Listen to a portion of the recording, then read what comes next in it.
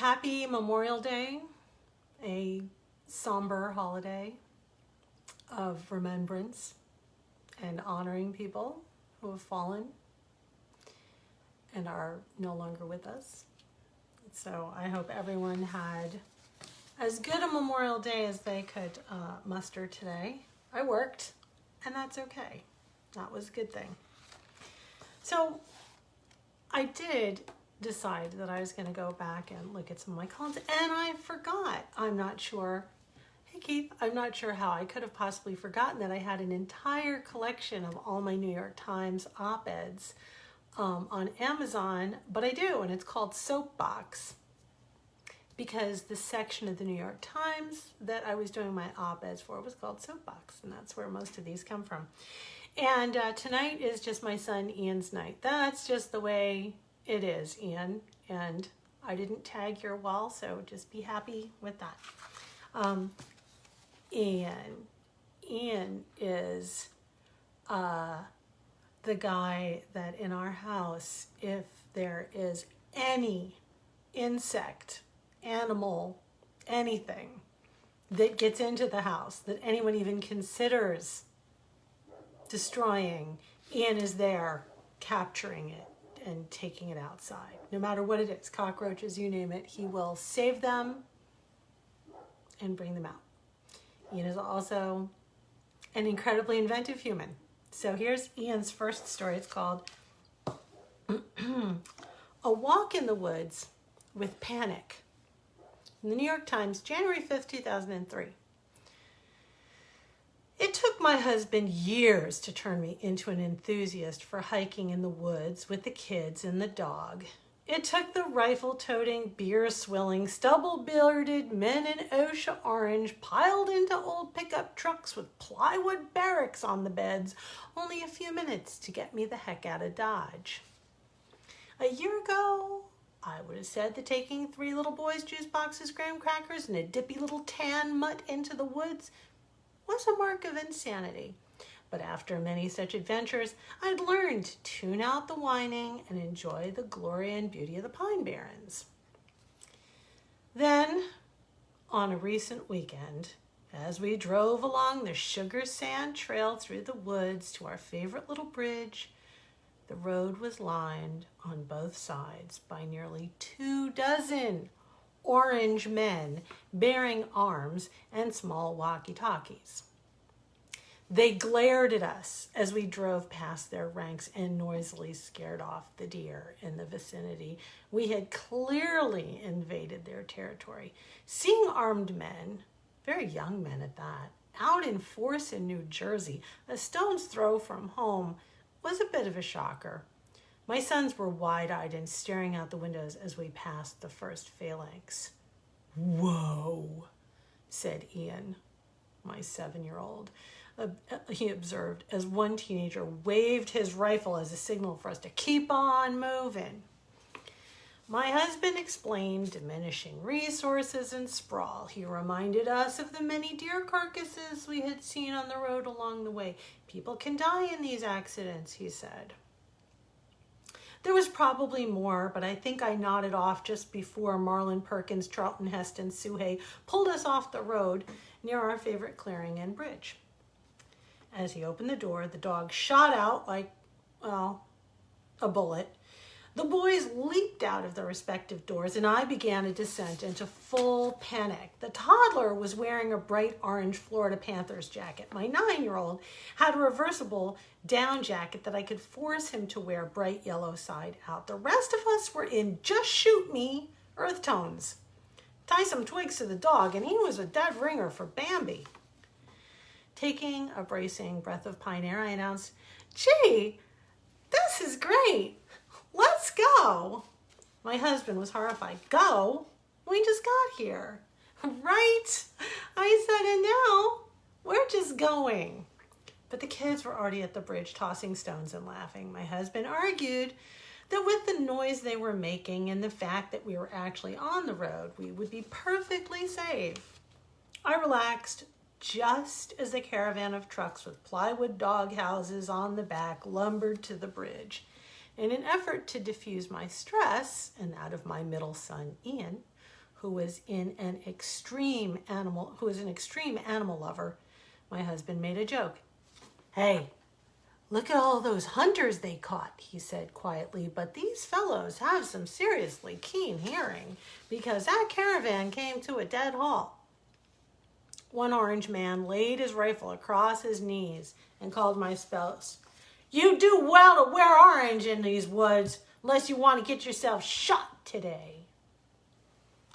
The orange men all laughed, and a few shouted out that we were idiots for being there on the bridge, on the road. My husband's reasonable guy demeanor evaporated. "Oh, so nice to know that these woods belong to you alone now," he yelled. I gently reminded him that he was standing with his wife and little boys and no rifle in the woods and railing against 3 trucks full of armed yahoos. Shortly, shots began to report from all around us. We packed up the kids and got out of their woods. The kids were now miserable, knowing that every bang could have a corresponding dead animal and a smiling orange man to go with it. To cheer them up, my husband reasoned, "Well, I guess these folks only get a short time when they can do what they want. And they don't just kill for fun, they eat the meat and it thins the herd." This was sounding hollow among the ringing of the shots. So I suggested that we all sing. They looked at me in disgust. I hit the automatic controls, lowered the windows, and started belting out, jingle bells, jingle jingle all the way," at the top of my lungs as birds and other fauna scattered in our wake. "Well, we don't want them to mistake the minivan for a hippo and shoot us, do we?" I said to the children. Soon we were driving along, singing jingle bells, my husband punctuating the song with the car horn. The noise will scare the deer away for now, but my animal lover's son fretted. "But what about after we leave?" he asked. "Okay, remember that bright orange hairspray we used at Halloween?" I said with a wicked grin. "Maybe we need to come back out here and give the deer a makeover, huh? A whole new look?" Well, the thought of his mother chasing after deer with a spray can seemed to help. Yes, that would be so silly. Maybe I just need to come back and knit them a bunch of little orange hats. Yeah. At the time, you have to understand that my 9-year-old Zoltan had chosen to be vegetarian all on his own. We weren't vegetarians, Zoltan was. And then Ian turned around and was saving every creature in sight. So this is how we had to roll. So the next one is one of my favorites. It's from April 21st, 2002, and it was "To the Manure Born." Yeah, you heard it right. We went to the supermarket where they're laying in supplies for suburban farmers to ready the soil for the next crop of tomatoes, peppers, and zucchinis. Tons of smelly bags were piled high, and my son Ian, 6, who loves to read, began to loudly work out the puzzle of the bag's contents.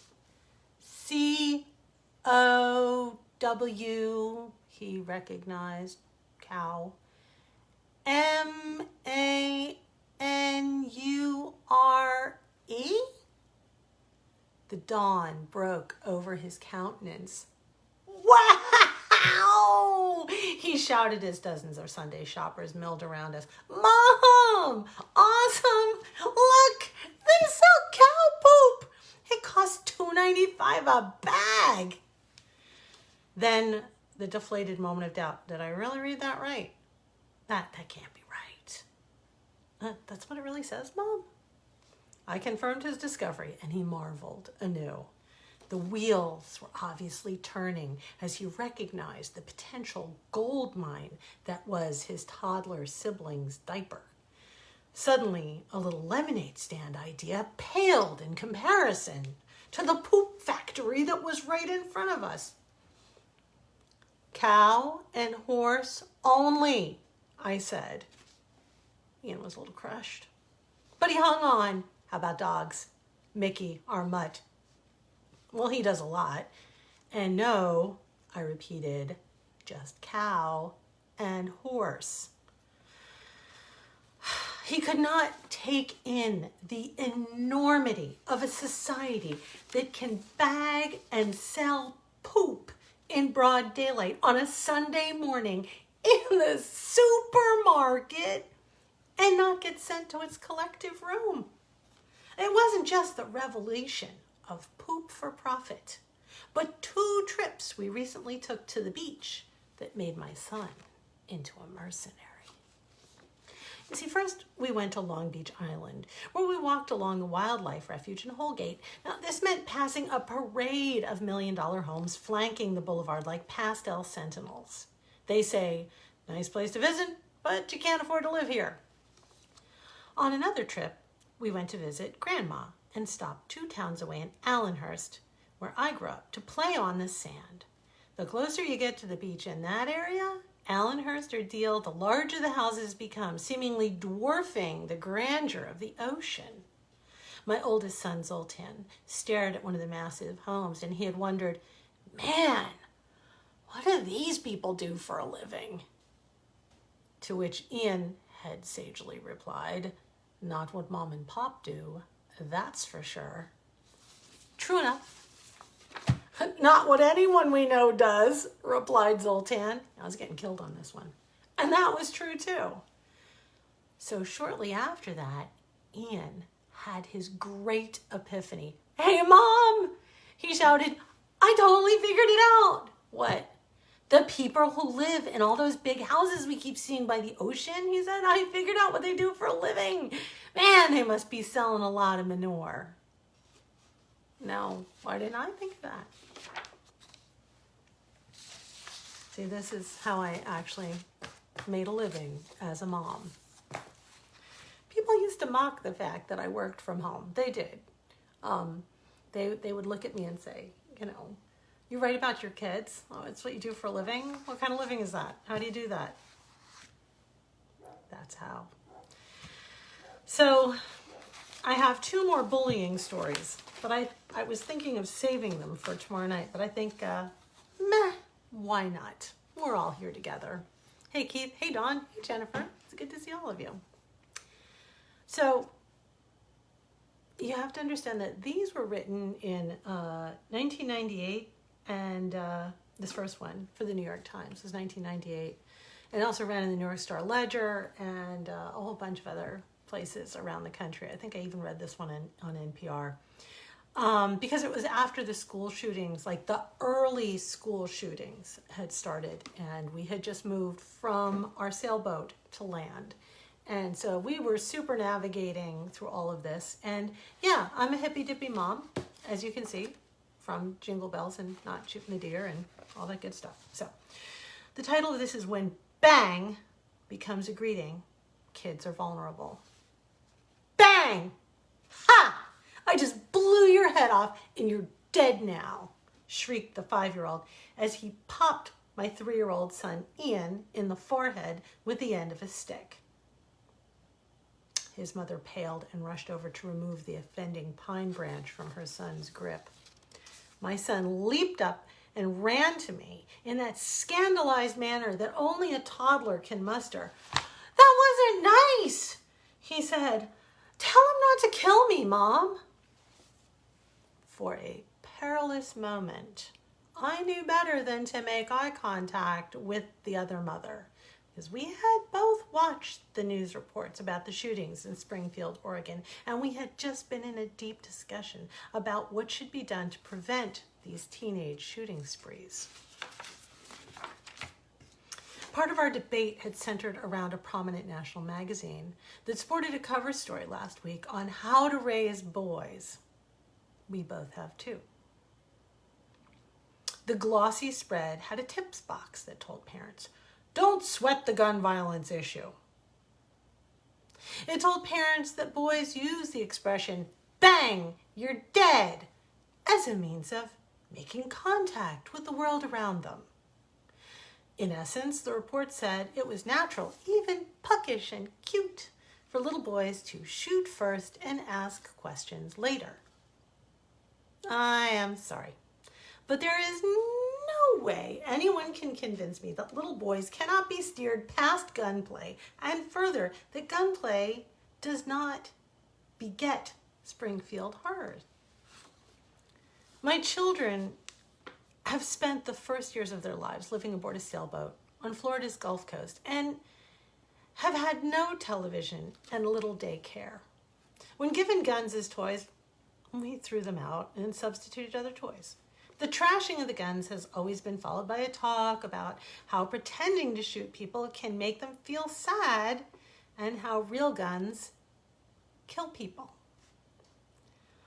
I know the right to bear arms and keep hunting alive arguments. And you know what? I'm not raising Grizzly Adams or John Wayne here in suburbia. It has been hard work to keep bang from becoming a greeting or vocabulary word. It's harder still now that we are back in civilization and surrounded by gun talk and gunplay. We now have a television that offers only PBS. I hope it always will, but I doubt it. We do not have cable, and I am likely to be labeled as the uncool mom, so be it. Even though my house will never have a gun in it, and my friends' homes don't contain guns, I cannot be sure of every home my child will ever enter. I will not search my neighbor's closets. One day, one of my sons may find himself in a bedroom with a schoolmate who is desensitized enough to weaponry to hold up a gun and in fun greet one of my boys with the word bang. Maybe the parents in that house will have left a bullet in the chamber. Maybe another schoolmate will say, hey, let's get back at so-and-so. Here's a gun. I want my sons to spend their entire lives being as horrified and offended at the sight of a gun being pointed at a human being as my 3-year-old was that morning. If they see that gun, I don't want them to think that it isn't real or that this is just a joke and not duck for cover in time. I want them to be a little afraid, indignant, and alive. So that story, the Oregon shooting story, I don't know if anyone remembers it, but it was about how the first kids to see the boy with the gun didn't make the connection. They didn't connect it to being a real gun. It looked like a real gun, but it didn't make any sense. And they were so used to playing with pretend guns with that kid that a real gun, it just didn't click. So that was the impetus for that. And to be fair, my sons now play every video game on earth, but they are still equally offended at people in real life pointing guns at each other. So this is a more modern one, and we finally get off of Ian, I'm sure, much to his relief at this point, if he's out there watching or watching this later. This one's about Quinn. It's from the Christian Science Monitor, actually. It's called Facing Down a Bully. It's from October 27th, 2010. And the background to this is that Quinn has Asperger's syndrome, and he didn't speak at all until he was just over 3 years old, almost 4. And he has always had, as a little kid, he always had a terrible time fitting in, and he got bullied a lot. And we got to a point where he was at Larchmont Elementary School, and he was in a bathroom, and he got surrounded by kids who were telling him that they were going to kill him. And a little girl went running for help because Quinn just stood there because he was sure that that was going to happen. They said they were going to kill him. He was sure they were going to kill him. And he did the calculation and said that there was nothing he could do about it, so he stood there and waited for them to kill him. And fortunately, the little girl got back with a teacher and the principal in time before he got hurt at all. But we did enroll him in Norfolk Karate Academy with his older brothers in a program called Bully Proof. And that's what this story is about. This is about what happened after Quinn had been bully proofed and taught to talk to the bullies first, try and work it out first, but then not just stand there and wait to get killed. Facing Down a Bully. A bully took a swing at my 6-year-old last week, and I did something I would never have dreamed possible. I stood still. The biggest leap of faith in my entire life turned out to be not leaping at all, but allowing my son to defend himself as he had been taught. We stopped at the park for the first time since Quentin began the Gracie Bully Proof program at Norfolk Karate Academy in May. Park aversion happens because Quentin, who's small for his age and with a slight lisp due to being a late talker, tends to draw bullies like ants to a picnic. This time he begged me, and there was nobody there when we arrived, so I gave in. Within a few minutes, a nanny arrived with 4 children, 3 of them boys, right around Quentin's age. So there Quinn was, at the helm of the big play ship, when the boys climbed up and immediately announced loudly, "This is our ship, get off." But Quinn held his ground, so he got a swift kick in the shins from the boldest boy. I ran up and told the child that was not allowed. I walked over to the nanny to ask for her intervention, and just as I sat down with her across the length of the park, the fight began. I do not like fights. I do not buy gun toys for any of my 4 boys, and I am a pacifist, but I am bone tired of hearing boys will be boys when my boys are bleeding and crying on the ground time after time. So, as I have written in this publication before, the older boys and I began taking Gracie Jiu-Jitsu, and Quinny started attending Gracie Bully Proof classes. As the nanny started to make excuses, I heard the boys calling Quinn names. And then I heard Quinn give the programmed bully-proof response. "Don't call me that. I don't want to have a fight. But if you're challenging me to a fight, I am not afraid of you. So can't we just stop this?" To which the bolder one said, "Well, we do want to fight." I jumped to my feet, but nothing happened. Quinny called to me, "He said he doesn't want to fight, but he isn't. He said he wants to fight, but he isn't, so yay!" And that's when the other kid took a run at Quinn and swung a haymaker punch right at my baby's face. Every instinct told me to run to Quinn and stand between him and danger. Gracie teaching told me to hold my breath. It was now or never. If I intervened now, he might never learn to defend himself. Also, I hesitated because Quinn wasn't panicking, turning into a pill bug, yelling for help, or crying. His body language said, "I'm ready."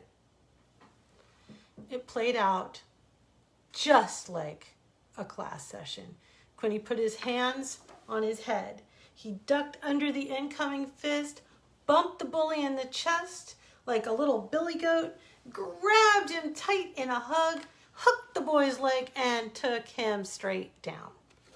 The other boy thrashed, and Quinn held him down in what's called positional control. Unscathed and talking all the while, Quinn said, "Can we stop now?" As the boy struggled.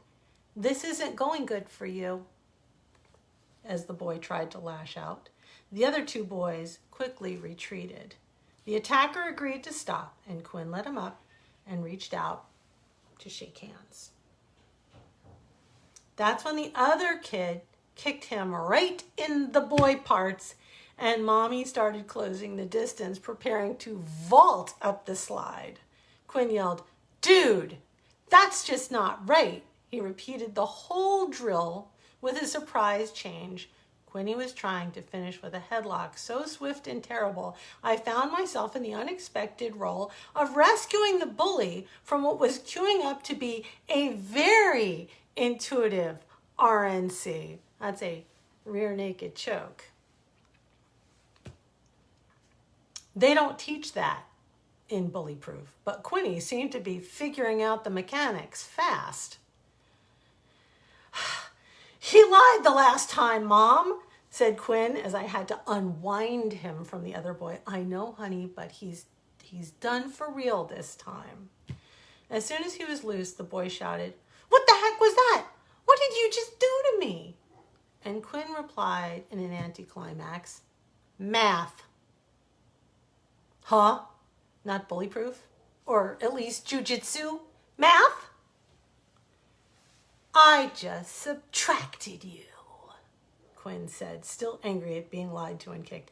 "You are done, and you are all gonna be the good guys now. Got it?" And just like that, it was over. The boys fell into a game of pirates together, Quinn included. Quinn chose the role just south of Alpha in the pecking order, out of habit, but no more bullying took place. It was a relief for me knowing that Quinn was not going to fill the vacuum left by the bully. He didn't become the thing that he hated. He is still my sweet little boy, my sweet, safe little boy.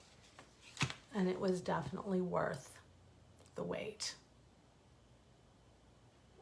So that's our story of bully proofing.